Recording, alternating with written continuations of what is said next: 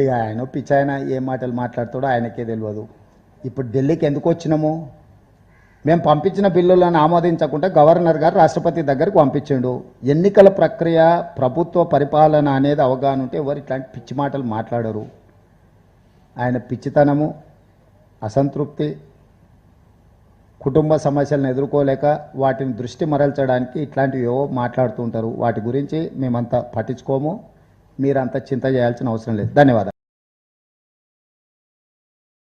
రిజర్వేషన్లు అనేదానికి ఇప్పుడు రాష్ట్రపతి దగ్గర పెండింగ్ ఉన్నది కాబట్టి ఇవన్నీ చర్చలు. ఎన్నికలు ఎవరు నిర్వహించాలనో, ఎన్నికల అధికారులు ఎవరు నిర్వహించాలనో అది తెలుసు. రిజర్వేషన్లు రావు, వస్తే గవర్నర్ గారు ఆమోదిస్తాం. మా పరిధిలో ఉన్న బిల్లులు, శాసనసభ ఆమోదించిన బిల్లులను గవర్నర్ గారు ఆమోదిస్తే పంచాయతీ లేదు. ఆ బిల్లులను ఆమోదించకుండా రాష్ట్రపతి గారికి గవర్నర్ గారు రాష్ట్రపతికి పంపించింది కాబట్టి ఇప్పుడు ఇది చర్చ జరుగుతున్నది.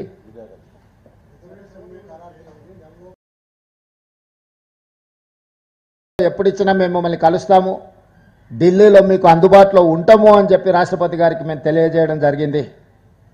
అందుకే ఇప్పటి వరకు నిన్న నిరసన కానీ దాదాపుగా 5, 6, 7 తారీఖుల్లో తెలంగాణ రాష్ట్రం మొత్తం కదిలి ఇక్కడికి వచ్చింది. ప్రజాప్రతినిధులు, ప్రభుత్వం మొత్తం ఢిల్లీకే వచ్చింది.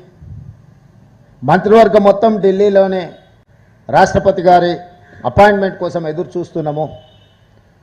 దురదృష్టవశాత్తు రాష్ట్రపతి గారి అపాయింట్మెంట్ మాకు దొరకలేదు. ఇది శోచనీయము, ఇది బాధాకరము, ఇది తెలంగాణ ప్రజలకు అవమానకరము. బలహీన వర్గాల హక్కులను కాలు రాయడానికి భారతీయ జనతా పార్టీ మొదటి నుంచి ఇప్పటి వరకు కుట్రలు చేస్తూనే వస్తుంది.